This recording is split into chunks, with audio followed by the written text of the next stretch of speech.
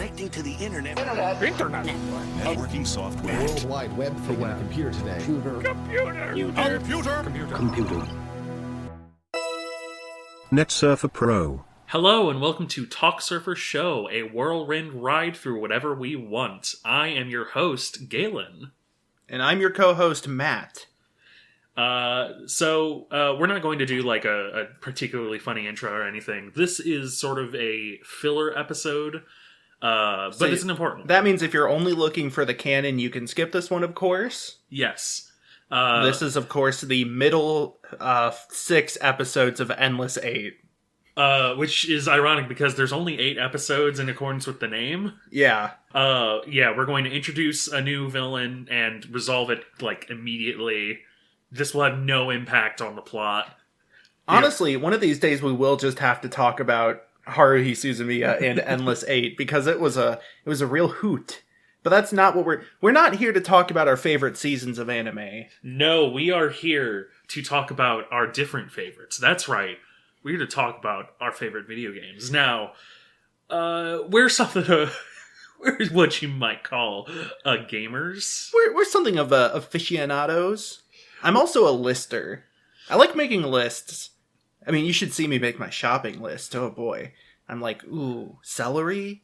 More like, hell yeah-ry. No, didn't. Let me redo that. Like, I'm like, ooh, bananas? Oh, manna. I need to get that. I'll workshop it. Bread, eggs, and milk? More like Peepo, Pog, and milk. More like Wide Champ Kappa milk. Wide Champ Kappa milk's the best brand of milk y'all can get this side of the Mississippi. It's in the dairy aisle right next to the Germa dump truck butter. No, yes. This is, we might do more of these in the future depending on how this goes, but I think part of this is just that we have recently established our own favorite video games lists, and with the arbitrary cutoff of 5, which is an honorary even number, as we all know, we are going to cover kind of what we got. I do want to sort of preface our lists, though, with sort of what we think of our top 5 is, rather, like set the stage, you know, because top 5 means a lot of different things for different people. Yeah. It should also be noted that this is top 5 as of October 2021. Obviously, you know, we are but men, as they say in that one song. I mean, I might be a butt man. We'll see. Still figuring that out. I think, yeah, you're butt fluid. Butt fluid. Gross. No. Shut up. But, so we are subject to change our opinions, is what I generally mean. Yeah. For one thing, like, Inscription just came out. Inscription with a Y, of course. And it's probably not top 5 worthy, but top 25? Probably. Yeah. I like, there's a lot of things on my list that I, like, hadn't recently really beaten, or, you know, that I, like, just had not beaten, but they might have been higher. For example, one of my top 5, I only very recently, I mean, I didn't even beat it yet. I've just, like, done one run. It's a roguelike. But we'll get to that when we get to that. So, yes, please, Matt, tell me what your top 5 or top 10, what have you, means. So, for me, my top list is things I find exemplary, but I don't necessarily recommend them, and I obviously don't view them objectively good because that's not a real thing. You know, don't get mad at me, but I recognize this to be my opinion.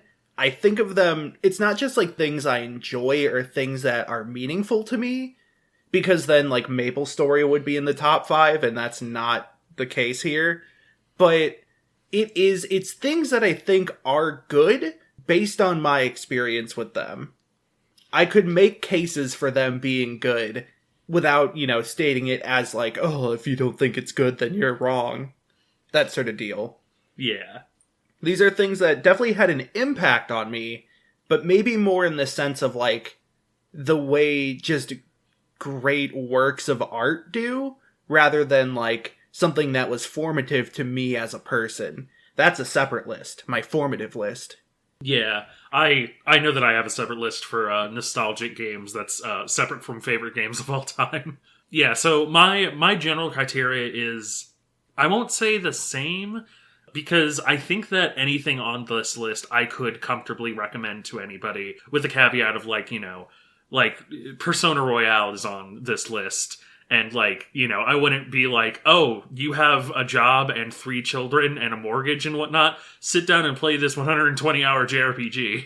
But, like, I have recommendability on, like, as a sort of back of my mind thing, but my general, like, go-to is basically, like, what is, if it is on the list, then it is something that I think is extremely personal and has, like, warped my tastes of video games. Warped is a negative term. Well, maybe. It has defined, maybe? Yeah, defined my tastes in video games. Sculpted. The hitch of my list as well is that, so I have the game of Tetris at number 10. It might become number 11, but I generally ascribe to the idea that Tetris is like the quote-unquote perfect video game. I just sort of like that idea in my mind. Obviously, that's, you know, even that is an objective or a subjective statement. But, like, I like the idea that, like, Tetris is just sort of the pinnacle of, like, video game. And so anything that is above Tetris is something that I would have to confidently say, if I had to wipe Tetris from the world for one of these games, I would do it. Incidentally, the only 2 games I recommend are Tetris Effect and Roller Coaster Tycoon 2. Yes. Those are the only 2 games I recommend to anyone. Otherwise, I have to carefully consider what they already know and like. Yeah. Roller Coaster Tycoon 2 is a really good honorable mention to RCT 2, like... Yeah. And Tetris Effect, which for me is at 21, just shy of the 20 mark, which is just shy of the 5 mark, by about 15. It's a very shy 15, though. Yeah, because they're afraid of 9. Because 9, 10, 11. So do you want to start first, or should I start first? Sure, yeah. So top 5... This is actually kind of interesting because there's been some turbulence within my list. I'm going to keep it actually a little earlier than October 20th, 2021 because of a certain game's placement, which we'll get to later. I'm going to start with number 5, though, which is Baba Is You. Baba Is You... You haven't finished it yet, have you? I've not finished it yet. Okay. I'll try to keep this relatively spoiler-free. Baba Is You is... It's a game and a game engine because it is a game where all the rules are game pieces you can move around, and that's used to solve puzzles. What it does is it means that both the game Baba Is You is a game about breaking rules by becoming essentially a programmer or a game designer to mess around with how things work. It is a game that presents itself as like a form of magical alchemy, because you're, like, transmuting things into other objects. You're constantly, like, breaking out of bounds, or what the game wants you to think are boundaries. There's a certain amount of wizardry involved in just the solutions carefully causing you to wreak havoc upon the game's sort of base state. And it also kind of includes a lot of other games as a game. Like, you've seen the word fall, right? Yes. So that's a good example of where Baba Is You drastically changes the way you look at the game, almost to the point of it being just a different game entirely, while still being Baba Is You. Also, people using the level editor have made other puzzle games like Snake or The Witness, and that is just kind of wonderful. Somebody made an entirely working Donkey Kong, I believe. So, That's there's insane. that. Yeah. Baba Is You is... Like, there's a lot of puzzle games that are good. I think Baba Is You is one of my favorite puzzle games, though, because it just does a little bit extra and does a little bit different than other puzzle games. Like, it's not just a Sokoban. It is a Sokoban programming game. It's a game about games. Yeah, Baba Is You is one of the few on this list that I have played even in amounts, on Matt's list specifically. Yeah. And... Well, you haven't played the games on your own list? Poser. I really like the colors. And yeah, I have not finished. I haven't really I've probably not even gotten that far, to be quite honest. And it already is like it's one of those sort of perfect puzzle games that like every new level, every new mechanic makes you basically look back at every previous level and go, "Oh shit, I could have done that this entire time." Yeah, it's also a really funny game.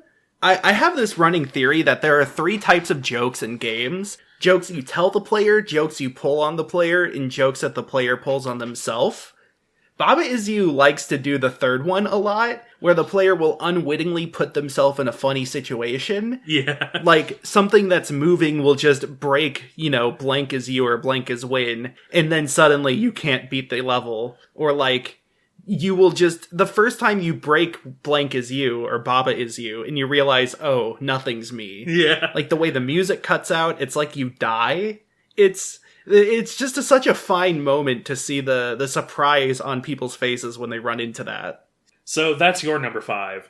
So let's get to my number 5, which is also on your list, I believe, just lower down, which is Hades. Mm-hmm.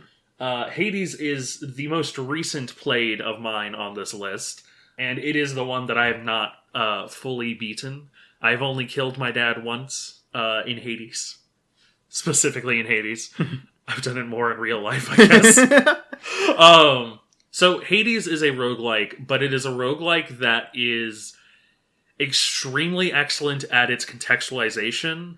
I say that word a lot on this podcast because I like it.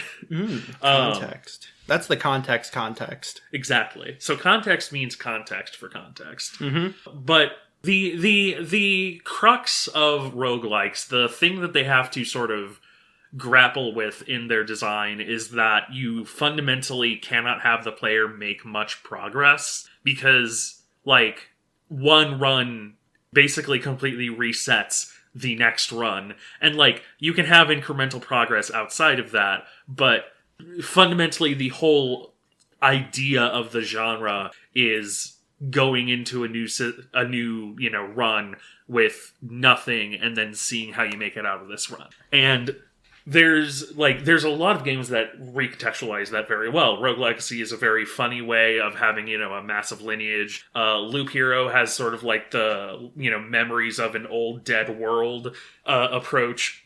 Hades has the context of literally being in hell based off of Greek mythology. And if that were just the context alone, that already is kind of a really clever way of, thinking about it, considering it's literally hell. But then it layers just absolute excellent writing and dialogue and character interaction on top of it to where I don't remember who tweeted it, but somebody tweeted a good take, which was basically like, even dying isn't a terrible deal, because it's like, well, I died, but I get to see how Meg is doing. Yeah, I get to hang out with Dusa. I get to, talk to my mom and try to talk to my dad. Try to talk to your dad challenge 2021. I get to pet one of the 3 heads of Cerberus. Aww. But if you get far enough, you get to pet another head of Cerberus. Hell yeah. Yeah. Hades is... I love it because it turns roguelikes into a Greek tragic tale, which is very fitting for Greek tragic tales. Like, one of the first people you meet going through the dungeons is Sisyphus, and it's almost a very Sisyphean concept of, like, you want to leave hell, but every time you get to the surface, you get, 10 minutes and then you die again. Yeah. Spoilers, I guess. Oh, well, I mean, it's a roguelike. You're going to go back to the start eventually. That's fair. But, yeah, it's just... it is very good. I've only died once, and, it also... Wow, you're really good at the game, then. I've only died on the surface after killing my dad once. You're like, this isn't even that hard. I've actually only done 2 runs. And you're in the middle of your second one, apparently.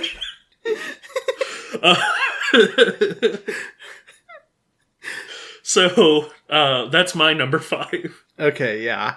Hades, number 5 for Galen. Number 4 is probably the most recent game on this list for me. My number 4, I mean. Which is Psychonauts 2. which I know you're not as far in as you are in Baba. Yes. So I'm going to have to keep this one short as well. But, so we did a whole episode on Psychonauts 1. 2 episodes? We did 2 episodes on Psychonauts 1 because it was really long. Yeah. Psychonauts 2 fixes every problem I had with the original. Like, it gets rid of a lot of the kind of icky subtext and stuff like that was present in the other one because it was like a game from 2007 or something. Like, stuff that you might be able to excuse because it was the different time, but nowadays it wouldn't be excusable. They just don't have that. I believe, well, like, I think the main thing is, like, they don't have arrowheads anymore. It's just rocks. Yeah. Which is a lot more tasteful. I think they actually had, like, a mental health expert as a consultant on the game to help make sure they weren't, like, disparaging the topics they cover. So that's pretty good. But, like, it's very, like, the platforming's even better. The combat's way better. It's actually engaging combat where you have different strategies for different enemies. The story is good. The levels are great. I think Psychonauts 1 has a lot of levels that you can kind of explain in one sentence. Like, Sasha locks all his emotions inside a box, and so his level is a box, and when it opens, he gets more frantic. Or Mia is a party, and so she has a whole party, and you ride on a bubble through it. Or Boyd is a conspiracy theorist, and so his level is a twisty-turny suburbia with spies everywhere. Like, there's those, but then, like, the levels in Psychonauts 2, I feel, are more complex in what they contain. Not just to have a greater, like, I guess, complexity for the sake of it, but because they better flesh out the characters into more than one-note characters. I can't really talk about either of my favorite levels because they're mid and late game respectively, but they just do, like, a mix of environmental world building and, like, indirect world building, kind of explaining the character's story through actions of the sort of allegorical representations and metaphors. They do that super well, in a way that I think not even Psychonauts 1 did. And so yeah, like I said, every part of it is better than the original. It is just a phenomenal game. Here's my one question to you. Do you think it will lower with time? And, like, I mean that not as, like, more better games will come out, but, like, do you think that with distance you might be like, let's shuffle this around a bit? Maybe. I think the thing is that it might not hold up to games that are of the caliber of my top 3, but I think it is, like, I mean, I think it's still a good game. I think it does a lot that not many other games do, and if it gets shuffled around, it probably won't leave the top 15 at the most, because I just think both, like there's a lot of games where I can be like, you know, it's a really cool game and it does a lot of cool stuff, but there is, like, a few scenes that are kind of iffy, or, you know, there's, like, a little bit that kind of bugs me. Like, Virtue's Last Reward is on my list, but it's kind of low because it has a lot of really weird stuff that I'm not a big fan of, alongside the really cool stuff that I'm a huge fan of. Psychonauts 2 is just, I'm a huge fan of it. Fair. There's not, like, a part where I would say, maybe I'll put this lower because of that. Number 4 for me was Psychonauts 2. Also, 4. It's a fantastic speed game. I'll have to catch that when I actually finish it. Yeah. You know. Yeah. When you actually finish it. I like that all of yours you can't talk about because I want to play them. Yeah. But all of mine is shit that you've definitely already played. Mm-hmm.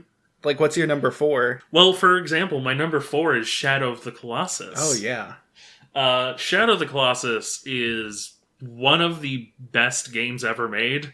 Even beyond my favorite, like, I would very much say that my top 3, barring maybe one, is really just specific to me.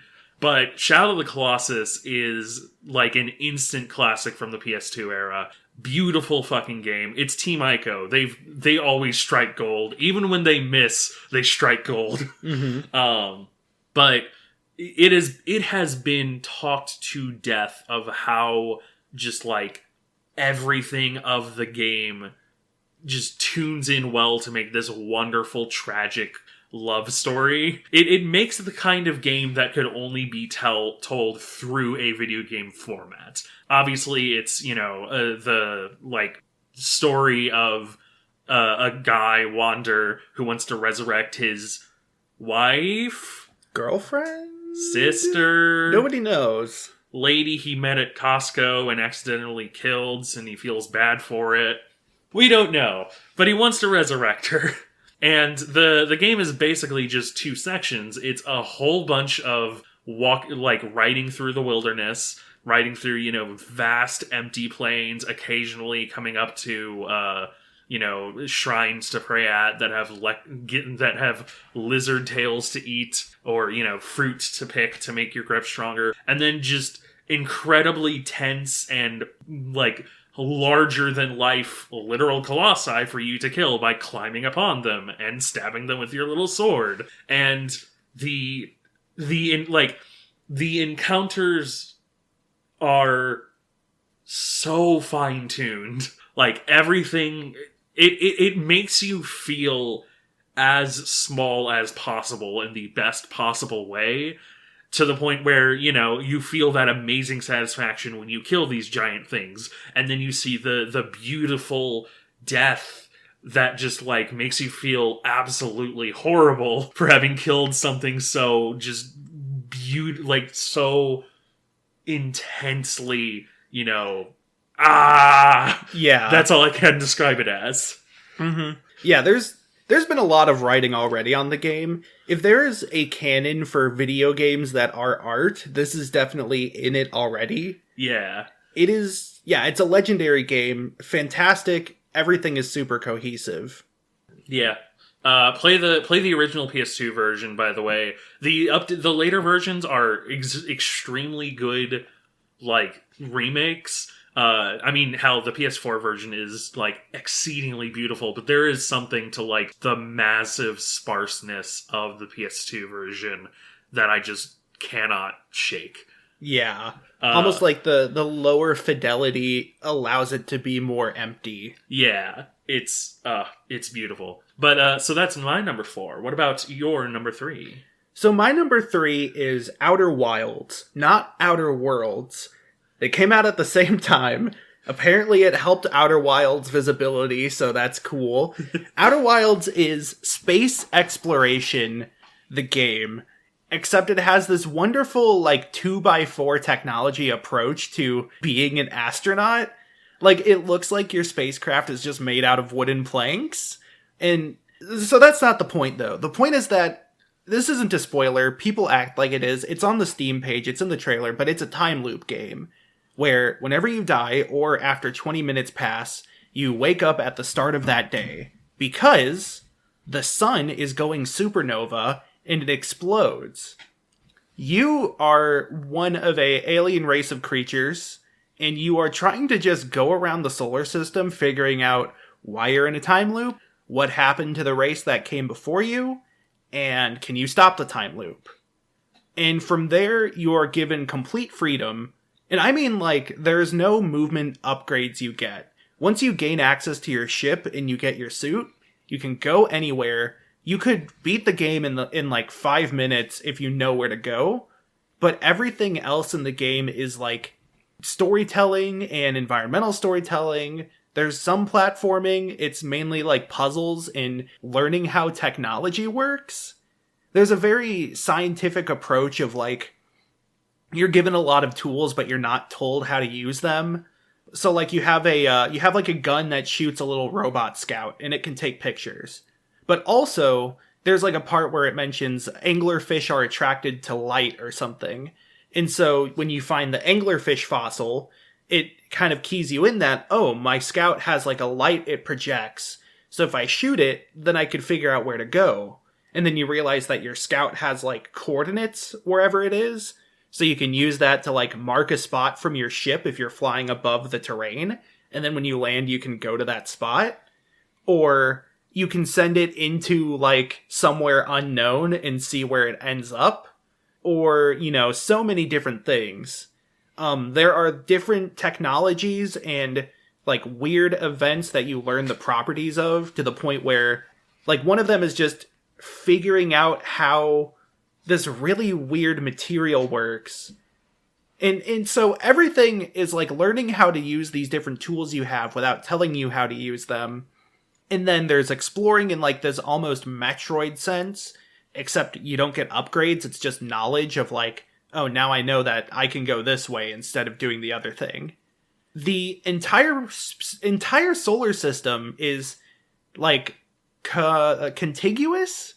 Like you can go anywhere without a loading screen stopping you, and you can go all the way around a planet. You can go into space, leaving orbit, and then get sucked into the orbit of another planet. Like, this is things that if you told somebody about, like, 10 years ago, they would think you're lying. It is a technological marvel playing the game. Yeah. But it's also beautiful. It has this hauntingly, like, beautiful way of approaching, like, the end of the entire universe. It's like almost a horror game in the sense that the universe is vast and anything in space can kill you. You are not meant to go to outer space. It has a lot. It has great characters. It's a beautiful game that does so many different things that like no other game does, both technologically, design-wise. Every planet has like all these little puzzle pieces, and all of them point you in the direction of one of like two mysteries, and everything builds to that point. It's so great. Has a fantastic ending. Made me cry. I'm crying now thinking about it. This is one of the games that I have played but have not finished. But I've gotten a couple of hours into the Outer Wilds, and I've seen some of the beauty. I've seen some of the like wonderful, like melancholic, but also, you know, sort of calm feelings that it seems to give off. I do want to commend a gameplay aspect, which is that I think that the natural direction, like the natural sort of player instinct of signposting, is extremely well done. Like, because like you said, there's no gates. You don't have to take any one route, but like they also have really good internal thought process of like what would any random player do, where it's like, okay, you know, you've been given a spaceship, presumably they'll like their first thing will be, you know, going around on the planet they're on, and so, you know, the pockets that are on the planet that you start on are sort of mostly a lot of like tutorializing, but also familiarizing yourself. And then, you know, it's like, okay, the closest one is, I think the closest one to the planet is like a... Well, there's the moon. Well, yeah, there's the moon, which itself has, you know, then is like a really good, you know, dropping off point to another area. There's like a place not too far by that has, you know, a black hole that puts you on the other end of the fucking universe. Yeah, it puts you through a white hole. And then, like, you realize that even though you went through the white hole, there's still, like, stuff there to explore. It has a lot of great moments. Like, the first time I fell through the black hole was incredible. The first time I got crushed by sand was incredible. Everybody's fallen into the sun at least once. The first time I went underwater was incredible. Something I do love is that the scary planet, they do a good job at setting it up to be scary early on, because it is a late game planet. You could go to there any time, but they kind of make it look really scary just so that you don't go there until the very end. Yeah. Which is helpful because it, like, puts off a lot of big emotional beats and, like, sudden realizations and stuff like that. Yeah, like, one of the little tutorializing pockets is, like, a seed from the Dark Bramble. Yeah. That, like, has a portal through it that you can shoot a scout through, and when you do, you see a terrifying planet, and it's like, oh, thank God I don't have to go there. Yeah. Also, so one of the examples of how it signposts is you have a, like, they call it a signal scope. It's like a thing that picks up sound from far away, and any signal you find is going to point you to somewhere interesting and cool. It also has, like, dungeons still, like, really complex platforming challenges to go through, and usually you'll take the entire loop to get there. It is just really, really clever. Also, the DLC just came out I haven't finished it yet because it's even more spooky than the base game. But also, the DLC is hidden in an incredible way that, like, blows my mind that it worked and that I was able to solve it. Really cool. So that's your number 3. Mm-hmm. It probably, honestly, is going to go on my list when I finish it. I also don't know if I'm going to fucking play the DLC. Yeah, it's spooky. So my number 3 is a video game that's not exactly a video game. Wow. That's right. It's a walking simulator. Wow. And it is The Stanley Parable. Hey, I actually forgot to put that on my list in general. So, The Stanley Parable. In my youth, this honestly might have been my number 1. I have matured since then. But damn, brag. not to brag, but I'm a bigger man than when I was in high school. The Stanley Parable is extremely important to me in that I think it is the game that got me to think about video games, like, deeper. And not in the sense of, like, not in the sense that, you know, I didn't think about stories. You know, I thought of video games as art. I thought about theme. But, like, it's the game that made me focus on, like, the meta aspect of video games. It made me ask questions about why do video games make these choices? Because that's kind of the thesis of the game, in a sense, is why do players make these choices and why do video games, you know, have this content? That's doing it a massive disservice, of course. It's very much a play it for yourself kind of game. But the story of employee number 426, who sits at an office desk being told to press buttons and happily doing so, it is, like, it tells a meta-narrative that, like, is the whole point, but is also just more than that. Like, it's the kind of thing where, after it came out, I felt comfortable saying we are in a post-Stanley Parable gaming environment. Because, like, video game choices and, like, the ways that developers, you know, present choices and incentivize the player are things that, you know, we think about, but, like, and a lot of writing has been about, but, like, I feel like the general gaming public didn't sort of key into it until the Stanley Parable. That could be, like, massively hyping it up. I could easily be getting that wrong. But it's so hard to describe. Yeah, Stanley Parable does this thing where it draws attention to things that would otherwise be, like, subconscious in video games. Like, video games do a lot of, like, mind tricks on you just to make you play the game. And Stanley Parable is a game almost about addressing those and bringing them to the conscious to really make you think about them. But it's also a game about making games and the relationship that artists have with the players. I mean, we did a whole episode on it, so there's definitely a lot to cover in that. Yeah. Yeah, it's a fantastic game, and, like, definitely calling it a walking simulator is kind of a disservice. Not that, like, most walking simulators calling it that is a disservice, because that's kind of true, but, like, there's a lot going on to it, and a lot of interaction that's great. It's a very funny game as well. Yeah, the humor is... I still quote the broom closet ending. Yeah. And, like, just, it is so... It is... Okay, I can tell you exactly how it is funny as well, beyond just sort of, like, actual jokes. During one of my resets, the narrator's first words were like, Stanley knew that he was being followed, and he knew that if he just turned fast enough, he could catch whoever was currently following him. And, like, the game doesn't have any other NPCs. Like, the game pulls a similar trick when it's like, study this plant very quickly, very, very intensely, there will be a test. But, like, that line made me paranoid for the entire rest of the time I was playing the game. And it, like, it's to no end, basically. Yeah. But, like, it is such an intensely funny, intensely clever, and really important video game. You know, I've realized something just now, that the relationship between the player and the narrator as, like, an antagonistic relationship, is very similar to the relationship between Twitch chat and some Twitch streamers, like Jerma. Yeah. Jerma is the narrator of the Stanley Parable. No, Chad, I'm not going to hit that Yoinky Splinky. Yeah.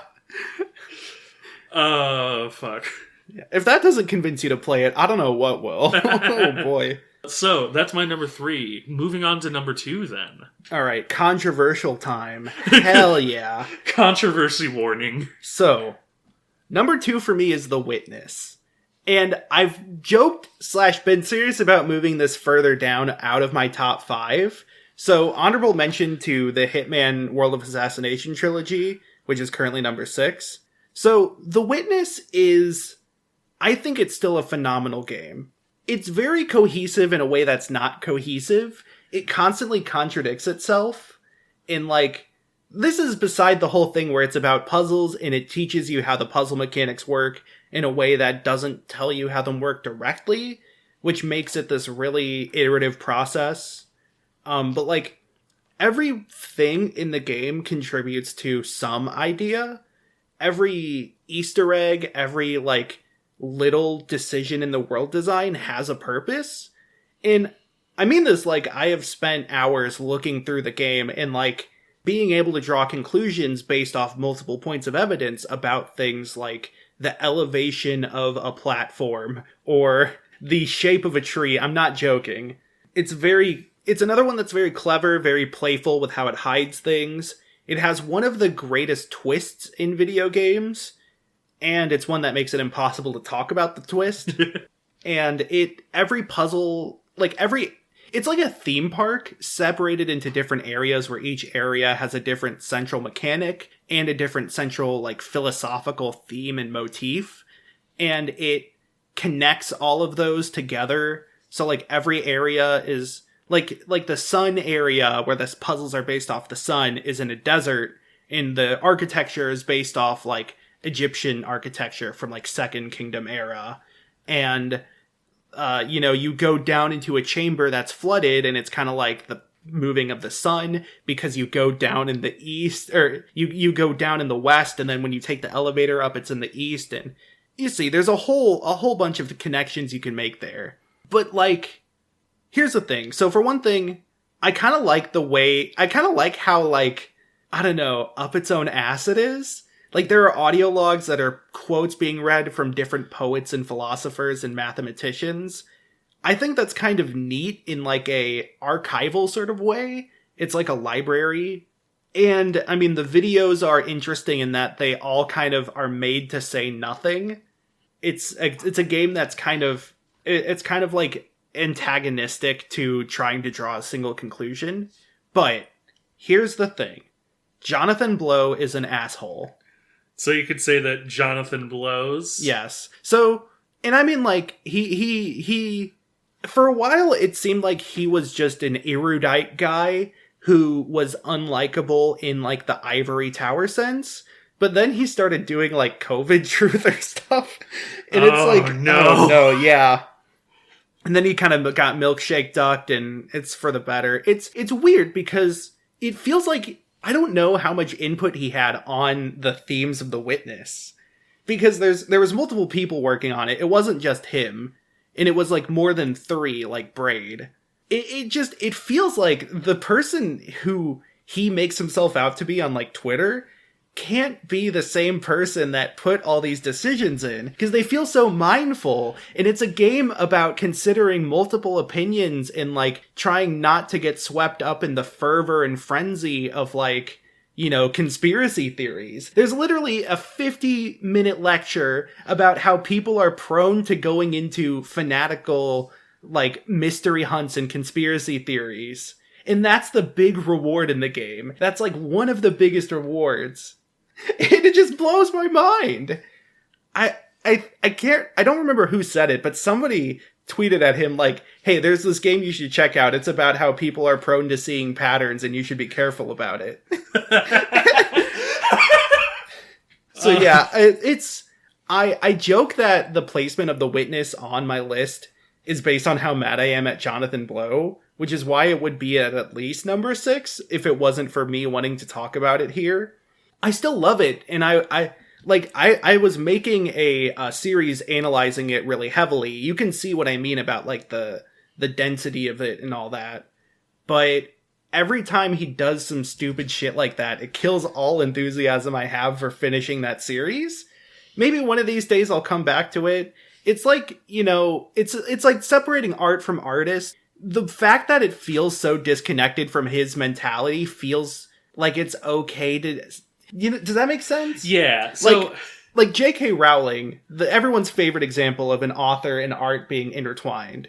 Her like the way she acts made people relook at some parts of Harry Potter and realize that it actually wasn't great. Not just from, like, quality, but, like, oh, that's kind of stereotypical. Oh, that's really stereotypical. And that is an example of it makes sense now that those things are made by her. But it's hard for me to reconcile The Witness being made by directorial decisions of Jonathan Blow, just because it feels like these are two ideological, like, poles that are at quite a distance away. Yeah, I like, separating art from the artist is sort of its own problem and its own topic, basically. Yeah. But I think that, like, I think that it is still entirely possible to basically do it, especially with the caveat of, like, you know, hey, don't give this person any more attention than needs to be. I'm talking about a product, not the person behind it. Yeah. One of the examples that I don't actually know if it's on my list, and if it isn't, that's a damn shame because it's a really fucking good game. Night in the Woods. Mm-hmm. The programmer was a kind of a piece of shit, apparently, mm-hmm. which is a massive shame. But, like, the game itself is still so just amazingly excellent and, you know, thematically wonderful. I also want to sort of draw specific attention to, like, enjoying how up its own ass it is, which is that, like, so, like, pretentious is a criticism, or can be a criticism, I will say. Yeah. But, like, I feel like, I think you even made this point to me, like, when just talking as friends, of, like, disregarding something as pretentious kind of, you know, just, like, offhand feels a little disingenuous without sort of thinking about what it's actually saying, because it's like, yeah, pretentious basically just means it is trying to say something more about than what it's physically literally about, and that's basically all art. Yeah, it's both, that's all art, but also, like, to say that something is pretentious and use that as, like, a repeated statement about something implies that you know what it's trying to say and that it can't live up to that. When to do that, you have to look at it as a piece of art and analyze it appropriately. And I feel like The Witness backs up its position, or it's being pretentious to make a point about being pretentious. Yeah. And I can understand that being divisive, especially given who John Blow is. So I don't blame people for not liking it. Also, there is a significant problem with accessibility in the game, and part of why I haven't finished that video series is because I'm coming to the points where accessibility is a major issue, and trying to reconcile that is really difficult, because I haven't reached a stance I feel comfortable with. Because, like, you don't need to do every area to 100% or not to 100%, but to see the main ending of the game, the any percent ending. But to 100%, you do have to do every area to unlock the, like, secret area. But you could look up solutions, but that robs you of figuring out the puzzle. But the puzzles only work because of the ability to, like, hear or distinguish colors significantly. But, like, you see this thing? Like, yeah, but it is annoying to require people to have those, or else they won't be able to understand your full vision. But art shouldn't be impeded by the masses. But accessibility isn't about art, it's about making sure people can play. You know, accessibility is a very important topic, and I am on the side of adding more accessibility options. And I understand that The Witness is very inaccessible, and I've even been like, okay, what could you do differently to make it more accessible while retaining the core idea?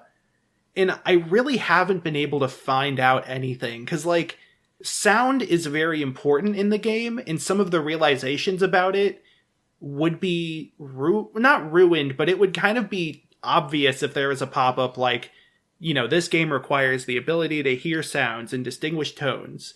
Do you wish to skip that? But also, if you could go into the options menu and turn on like a deaf hard of hearing mode, and then it's like, oh, this just skips some puzzles, will you proceed? Then like that would also tell people that they're being robbed of an experience, and that could feel bad still. Yeah. I don't know. That's my witness rant. It's on there. I think it's a phenomenal game, but it has a lot of flaws, and it's hard to separate art from artists sometimes. But if you get it for free, then it's a fine experience. Unless you're hard of hearing, in which case... Oh, yeah, or if you're colorblind, in which case you'll have to look up some solutions to puzzles. I just want to draw attention to the joke of unless you're hard of hearing is being said on a podcast. Yes, I understand. Though, hard of hearing is like a scale. It's not always a binary. That's true. Not a lot of things are binaries, except, of course, for binary, the computer language. Yes. My gender is binary, but I mean literally my gender is ones and zeros. Yo, I'm Boolean. Oh, hey, shit, what up, nerds? Oh, shit, it's long-standing character Cool Galen. Hey, I heard you all were talking some nerd shit about a puzzle game that's, like, really pretentious and makes you think a lot. I just wanted to preface that joke was not a joke at the expense of, non-conforming genders. Yes. We all, like... We are full trans positive. Trans rights are human rights. Yes. Hell yeah! Even Cool Galen knows that it's cool to respect trans people. Yeah, it's true. Anyway, Cool See, Galen. I am Cool Matt, which is why I don't have to interject with any sort of character. I am confident that I am cool. Wait, does that mean that there's like an Antichrist sort of lame Matt out there? We don't talk about lame Matt. So what do you want to say? You should talk about a cool game. All right, yeah, we'll talk about a cool game. Thanks, Cool Galen. No problem. So my number 2 is SSX3, a very cool game for cool people. A cool game for attractive people, if you will. Oh, yeah. That's not on my list. I need to remedy that later. So SSX3 is probably the hardest one for me to talk about. And I know what you're saying, because I can hear you actively right this second. You're saying, hey, Galen, didn't you just, like...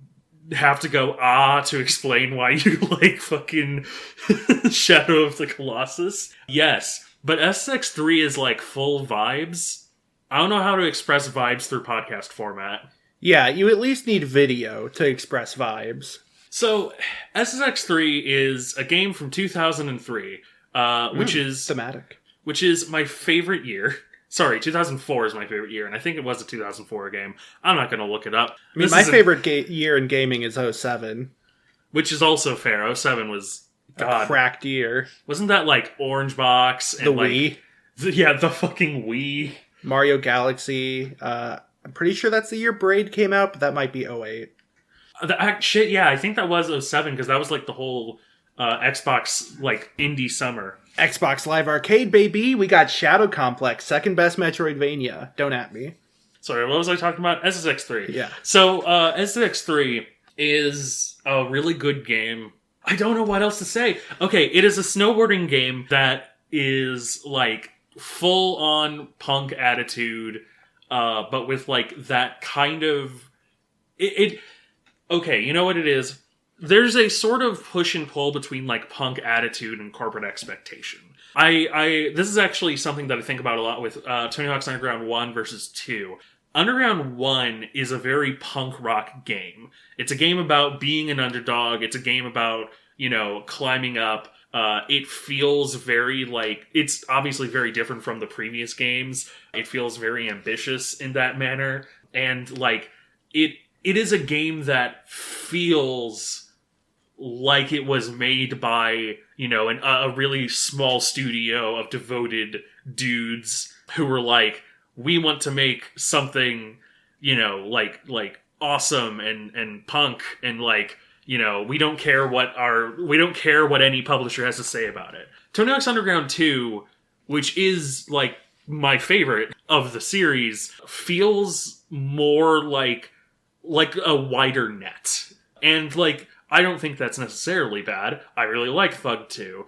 I like that it's, a lot of, like, sort of dumb, irreverent 2005 humor, and sort of like it's basically a Bam Margera game with Tony Hawk Brown. It's like a crossover with Jackass. Yeah, it feels. I really like it, but it feels like it was made for that Jackass crowd, and I think there's something similar going on with. There's something very similar, but with few key differences going on with SSX, where SSX Tricky is like extremely fucking groovy. Like it's like Y2K aesthetic. Yeah. Like music video with the white polished like floor and room and walls. Everybody's got kind of glittery outfits. Yeah, the color palette is like basically 60s color with a lot of, like circles and polka dots. Right, yeah. Rounded UI design and rounded fonts. Yeah. And Tricky is absolutely amazing. On the other end of that spectrum, we have something like SSX4, which is full-on punk rock, but like in a very sort of like, this is the archetypical punk rock sort of vision. It's drawn, the whole art style is like a sketch pad, and like the intros are all like, and then they like zoom in on the face and it's like Mac. Haha, Mac. Decent video game, but like kind of divisive because it's very different. SSX3 is the exact perfect midpoint for me. I think that's my thesis here, is that SSX3 is not as against the grain as something like an Underground or even an SSX2, not as corporate as, a American Wasteland or like like an SSX4. It's this perfect center of like, they have all of the funding to make this wonderful, beautiful video game, but it still has a whole lot of personality to it. And like, it is just iconic as hell. The triple mountain is my computer background. Like, my computer wallpaper is the triple mountain from fucking SSX3 because it's extremely good. So here's something. I think there's a lot of extreme sports games around this time, and only a few of them I feel really capture the mindset of that sport. And so like Tony Hawk, the reason why they have the soundtrack in Tony Hawk is because it is authentic to what Tony Hawk listens to. Yeah. So you've got this mix of like ska and punk and hip hop, and it ends up creating something that you would listen to just on like a stereo outside the skate park while you skate around with your friends. It is an authentic approach to creating a skating game when the controls and the physics can't be authentic. SSX3, I feel like, is similar, where like, you're listening to some good music, but music aside, you have that ability to just go down the mountain from start to finish. You can do this like Zen-like, therapeutic almost, just snowboarding, you and the powder underneath your feet. Like, it's such a different feeling than even other extreme sports games, even other SSX games, I feel like. Yeah. It's still a mixture. Like, it's more realistic than Tricky, but it's more gamey than some of the later entries. But it's also, like, the first one to let you, like, customize outfits further than, like, just selecting a pre-made outfit from, like, 10. You buy different, like, clothing pieces.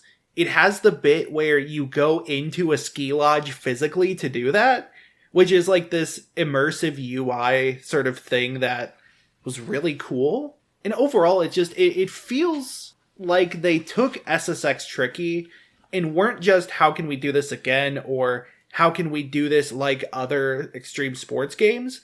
It feels like they wanted to do the next iteration of what it would be. Like they wanted to go even further beyond. Yeah, I also think that the reason that I think 2004 is my favorite year, and again, don't ask me to back any of this up, is because I think that it's around the time of this perfect point where video games are like, weird video games are willing to be like published and heavily marketed But the companies behind them are also willing to let developers like put in a lot of their personality into those games. Yeah, it's the GameCube PS2 era has a lot of games like that. Yeah. Like the earlier era, the PS1 N64 era, it had a lot of the personality, but it didn't have a whole lot of the funding, or at least a lot of them didn't. Yeah. So you only had sort of a few really breakout titles. The next one, it was a lot more corporatized, and so that's when you get a lot of the like repetition. But the just like perfect intersection of the PS2, GameCube, Xbox era is my favorite period because it just feels like it has so much personality. Yeah. This is where we also got, Monkey Ball, fucking Billy Hatcher, Chibi Robo. Yeah, even Nintendo had these really weird titles that ended up becoming cult hits, which, usually Nintendo titles either fall away or they are just regular hits because it's Nintendo. I also want to say that SSX3 has the best diegetic music. Not diegetic music. It has the best, use of... Yeah, diegetic. Is it diegetic? Is it? Well, I guess. Okay. I don't think that's what diegetic means. Basically, while you're going down the track, there are 4 different variations of a song that can play, and it will actively switch between these 4 based on if you're in a cave or if you don't have, any boost, if you've recently done a trick, shit like that. And it has a wonderful soundtrack. I'm not going to try and say it has the best soundtrack or anything, but the way that it mixes its music and uses that system, that fucking custom built system to switch between tracks, it is, I think, the best music layering in a game. Also the best menu theme. Yeah. Yeah. There's something to be said about music that adjusts based on your actions and matches the pace of the game. So yeah, when you're getting serious hang time in the air, it just drops down the volume a bit, kind of fades it out to really let you feel the wind going through. Yeah. Very cool. All right. So that was a bunch of rambling. Do you want to get us back to real analysis? Number 1 for me. Big number 1. Drum roll. Okay, I might have to cut that because that was kind of spiky. Number 1 for me is The World Ends With You on the Nintendo DS. The Nintendo DS is a system that has so many, underrated gems and, cult hits that it's a wonder that the system was as popular as it was. Because, you can ask 10 people on the street, what's, your favorite underrated DS game? And most of them wouldn't know what you're talking about. But if you were to go to some place with a lot of video gamers and ask that, you would probably get 10 different answers. I have 10 different answers for that question. Rhythm Heaven, Super Robot Tyson OG Saga Endless Frontier, Nights in the Nightmare. These are games that are cult hits to some degree that just existed because people went bananas on the Nintendo DS. The World Ends With You is... Okay, it's Tetsuya Nomura in peak form making a story about society. You've got asshole amnesiac character, peak Square Enix design, who learns to be a good person. You've got best himbo beat. You've got a whole bunch of great characters. Best girl boss, of course, Uzuki. I wish these names meant anything to me so I could laugh more. But so you have gameplay that is centered on the DS. You move around on the touchscreen, and then when you get into fights, you have 2 screens where you have your main character Neku on the bottom. You drag around with the stylus. It has a ARPG, Diablo type feel. And on the top screen, you have your partner who you control with the arrow buttons or the face buttons, if you're right or left-handed. And they have different, resource systems they play with. And so here's the thing. The game has been ported to iOS and Switch, and they lose the dual screen thing for obvious reasons, because those only have 1 screen. And so they just keep the bottom screen. But also, so that's not quite the original, but also the original is hard for a lot of people to play. I've definitely met people who were like, oh yeah, that game looked cool, but I could not understand the combat system. Or like, oh, I liked what I played, but the combat was really difficult. And I think that means that the remake is okay for a lot of people, and I don't like blame people for playing it. But it's important because one of the main themes in it is about like expanding your horizons to work with other people. It's kind of like, it has like a title drop in it where it's like the world ends with you means, you know, your perception of the world ends with how far you're willing to push it. And so expanding your horizons and trying new things and opening yourself up to other people means that your world itself will grow. It does this really like, there's so many cool things. You interact with a lot of subcultures. So like, there's something about like, you have to pick out clothes to wear, and your character's ability to wear clothes is based on how brave they are. It's a stat called bravery. So like most of the characters aren't really brave when you first get them, except for like the fashion designer character who's really brave. There is, so like you wear clothes and you buy clothes and you wear them. You buy food and it takes time to digest the food. So you end up going to a lot of different stores and like trying the food to see how good the stat gains are. And then you'll end up finding your favorite food. There is an entire arc about playing a tabletop game. It's sort of a Yu-Gi-Oh parody, but it's also just people meeting up at a game store to play a tabletop game. And it does all... Oh, and you go to record stores to buy discs of the game's soundtrack that you can listen to in the menu. So you literally go to record stores to buy the game's music. And it does all this without making those subcultures feel like othered. It makes you participate in them. There is a mechanic called memes. You imprint memes onto people. I'm not joking. That is a mechanic. It's like, it takes place in Shibuya, like the real city of Shibuya in Tokyo. And it has this like sort of urban appeal of like, there's a lot of hip hop and pop and like a lot of references to those like musically. There's a lot of street art, even just on the walls of like the streets you go through. All the enemies have this like kind of ink tattoo aesthetic to them that's really cool, and they're all named after music genres. It is just, everything comes together to form a cohesive point. There's also a lot of references to the Zodiac, the Chinese Zodiac, in that like it illustrates or it kind of expands upon the characterization and the plot. A lot of the stuff makes sense if you view it under that lens. There's like 12 brands of clothing, and each of them is related to an animal from the Zodiac, and animals that are opposed in the Zodiac are opposed thematically with their brands. So yeah, it is like I said, everything forms one cohesive whole. There isn't a part that feels out of place because everything is trying to say something or like paint a picture of an environment that the characters exist in. And it does so without dropping a beat. Like, I feel like every part of it is good, which I can't say for a lot of games on my list. And I feel like all of it is in unison, in harmony. So yeah, one of the best games I've ever played. No big deal. And BJ, being someone who loves that mid-2000s aesthetic, I also have to say that, like, just, my god, the art direction. Yeah. Like, it is so... It is peak mid-2000s in the best ways. That is the best benefit to playing on the Switch, is you get the, like, HD art and music. It has great music because the songs that it plays are, like, songs the characters would listen to.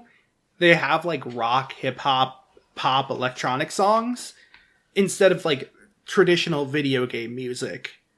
Which, it's just, like, music you would hear on the speakers around, like, a busy city, you know? Yeah. Very, very clever in that regard. It also has my favorite subgenre of game box art, which is the main characters, who are, of course, stylish teens, looking like they're in over their head and or depressed. Which is anything Tetsuya Nomura touches and Danganronpa. In over their head and depressed is what I have on my Tinder profile. That's my favorite Panic at the Disco song. That is a really good number one. I honestly really should fucking play it. I should try to play the original. I have my DS at home. Yeah. We have DS at home. DS at home. DS at home. It's like an DS. N-Gauge. It's two N-Gauges tossed, like taped together. I do want to say that the sequel to it is number 29 on my list. It's still very good, but it feels less cohesive and poignant than it.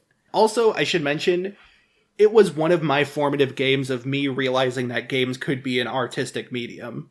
It was the Shadow of the Colossus for me. You know what was the Shadow of Colossus for me? Shadow of the Colossus? No. My number one pick. Okay. Honorable mention, though, because you mentioned obscure DS games, goes to Scribblenauts. Highly underrated. Oh, also Ghost Trick. That's another obscure DS game. Yeah. Also 999. Hotel Dusk, probably. Yep, I still have to play that. Yeah. Okay, that's just a DS game. No, it's spelled like this. So, my number one video game of all time is Paper Mario The Thousand Year Door. And The Thousand Year Door? Paper Mario Thousand Year Door. Kirby's Air Ride, Diddy's Conquest. One Diddy Kong, many Diddy's Kong. So, Paper Mario and the Thousand Year Door. God. I only recently realized that this was, like, my favorite game of all time. I generally had, like, you know, my top three have always sort of been there for me. But Thousand Year Door is my favorite. I've replayed it very recently, so I know it's 100%, like, not just nostalgia or anything.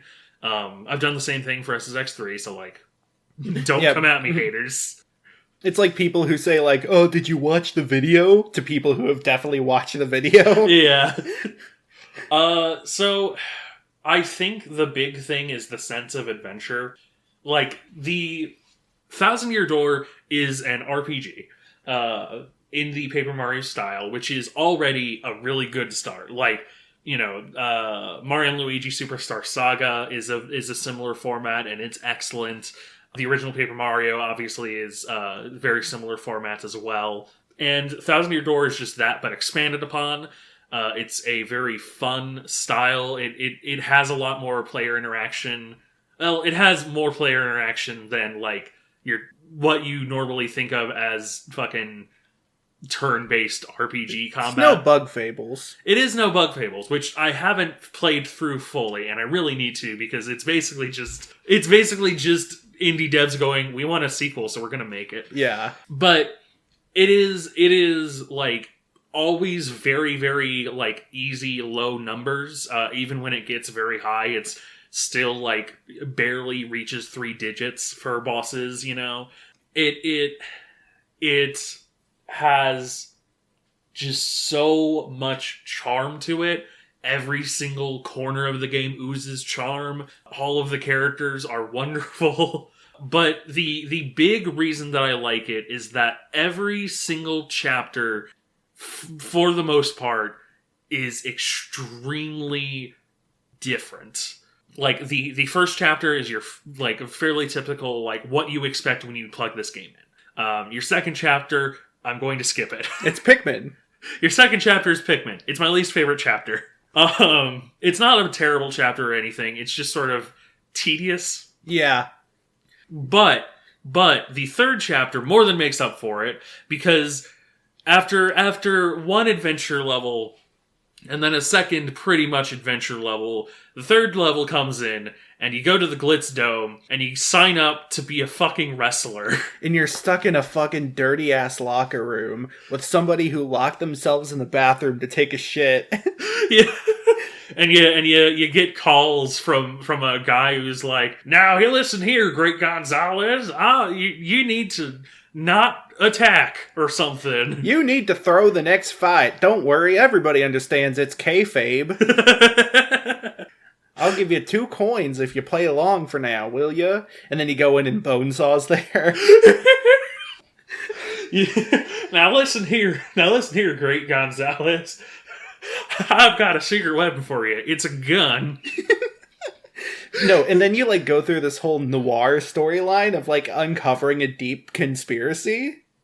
It's honestly really clever. Yeah, it is. Oh god. And then you've got like the pirate's treasure. You've got a murder mystery on a train. Yeah. You've got intermission sections that are also extremely fun, including a computer that falls in love with Princess Peach and a recreation of Mario levels, but you play as Bowser. Yeah. It sounds like it's all over the place, but it is so just beat to beat to beat is so much of a wonderful ride. And, like, it is a kitchen sink type of adventure, and I love it.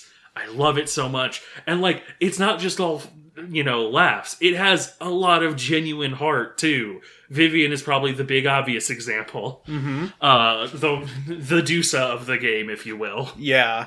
But, like, the right. See, also, I skipped chapter 4. That's my least favorite chapter. So you just don't do it. Yeah, I don't want to talk about it. Also, I mean, Bobbery. Oh yeah, Bobbery's whole thing. Love Fantastic. you, Bobbery. So for one thing, music is fantastic. Yes. Gotta love like the Rogueport theme and then the Rogueport Sewers theme.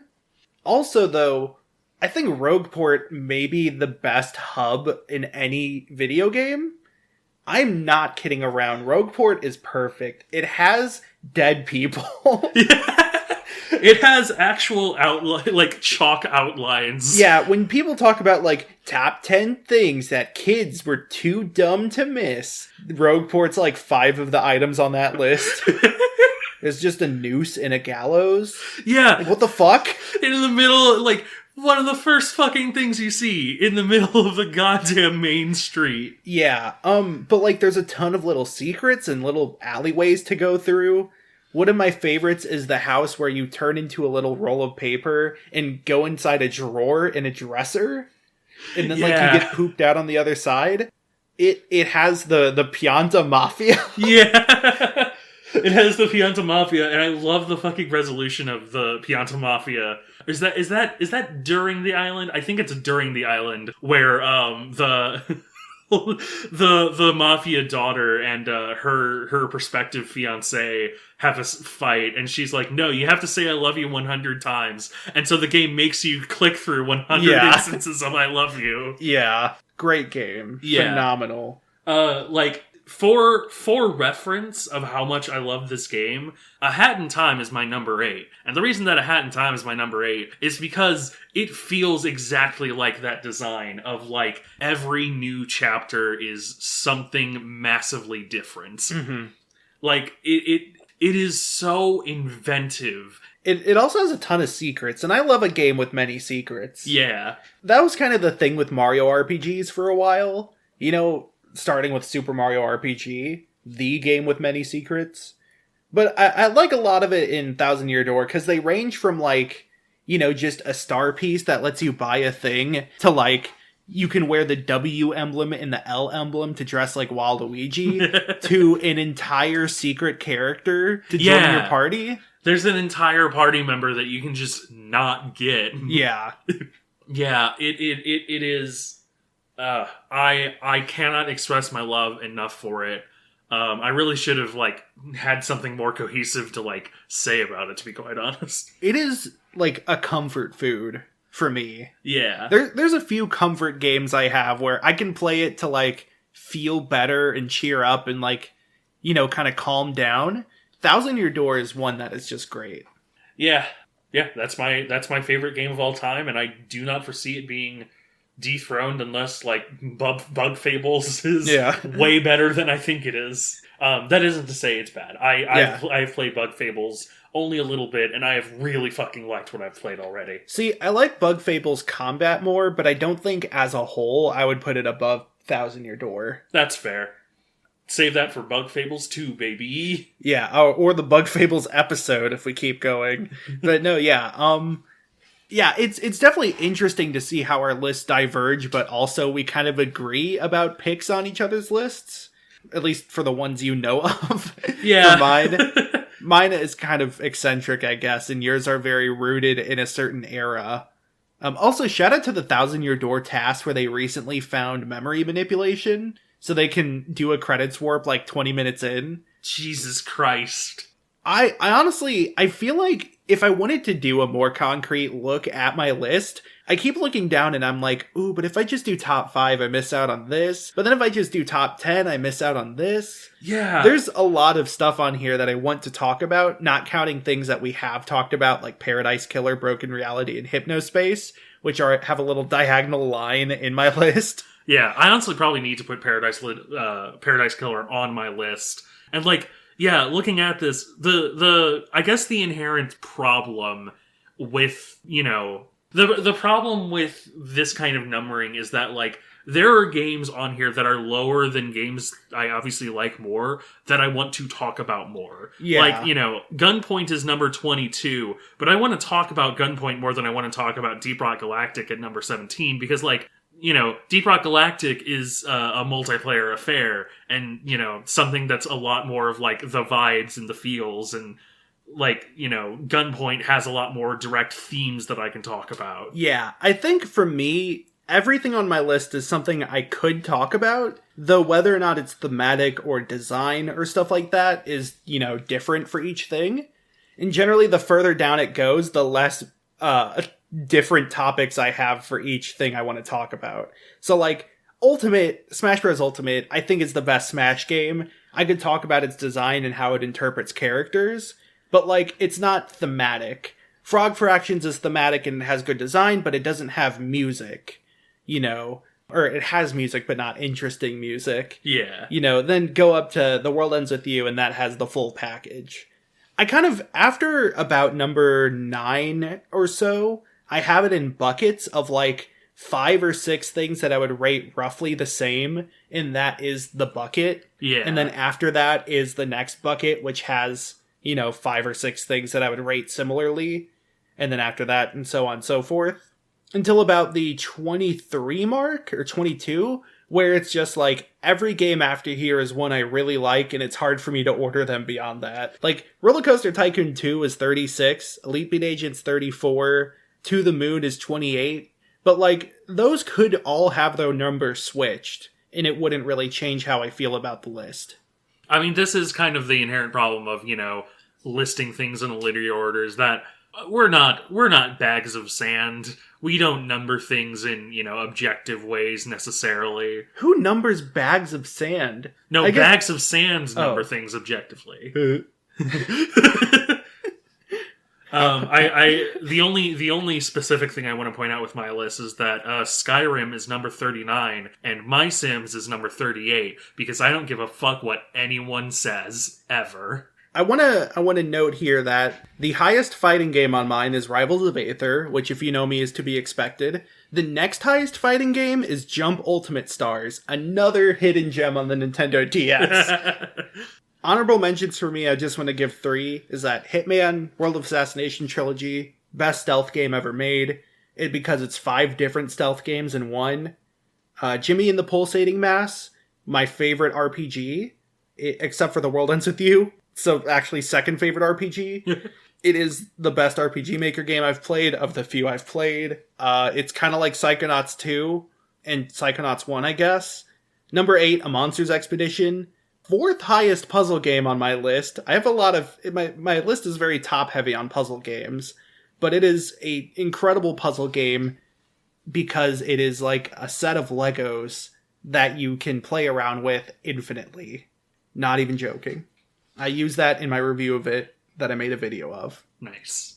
My honorable mentions go to Tony Hawk's Underground 2, which honestly might be dropping, but it's not. It didn't break top 5 basically because I was like, well, I mean, I have SSX3.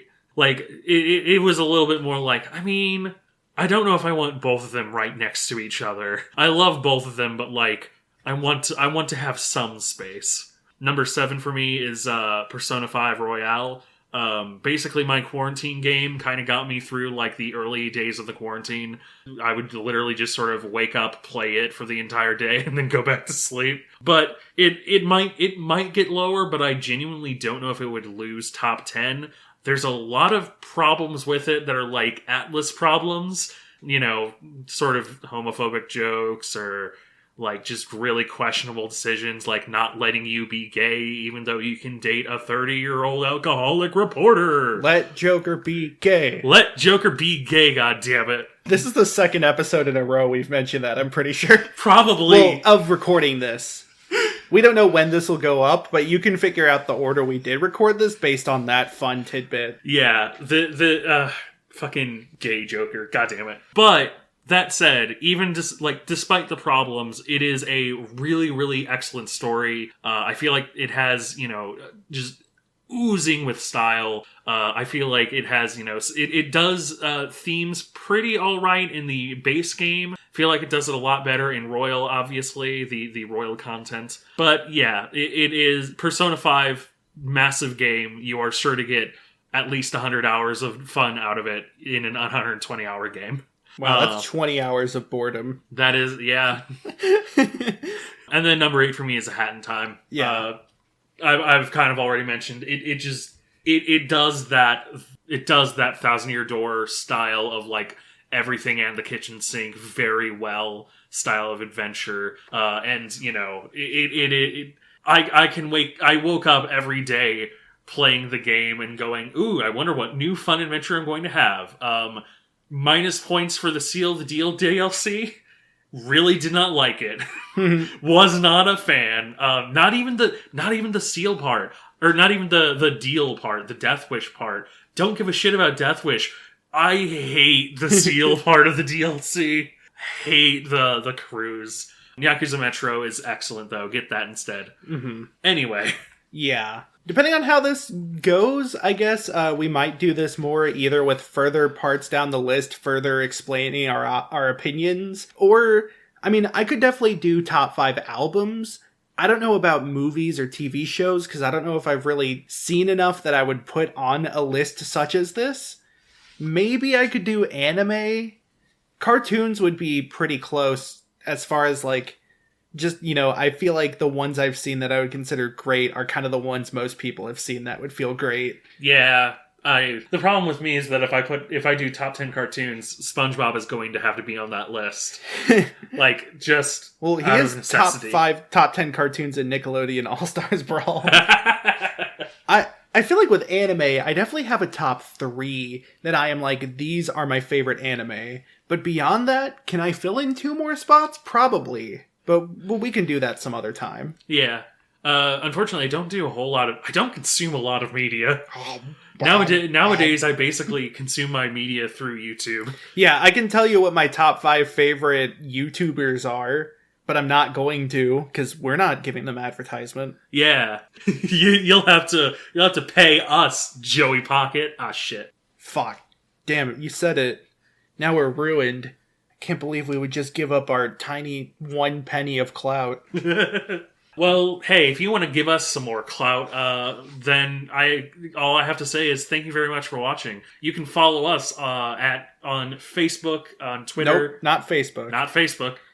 You can follow us on Twitter at NetSurferPro, where we tweet out little teasers on what's coming next. You know, little emoji-based fun tidbits where you can try to guess what episode topics are coming up. We also, of course, tweet links to our episodes and whatever other links we need to retweet from either of us. Yes, I said retweet, because we're going to leave here soon. You can follow me on Twitter at MattCraigGaming, where I post my takes, my opinions, my funny jokes. Like that time I said NFTs and pit crews were exact political opposites. I was pretty happy with that. I also post links to all the stuff I'm working on. I post links when I go live on my Twitch channel at twitch.tv/twack. I post, like, new mashups I'm working on, new videos I've got, stuff like that. So check that out. I've got a whole repertoire. Got a link tree, even. You know Linktree? I have one of those now. Got a repertoire, if you will. Yeah.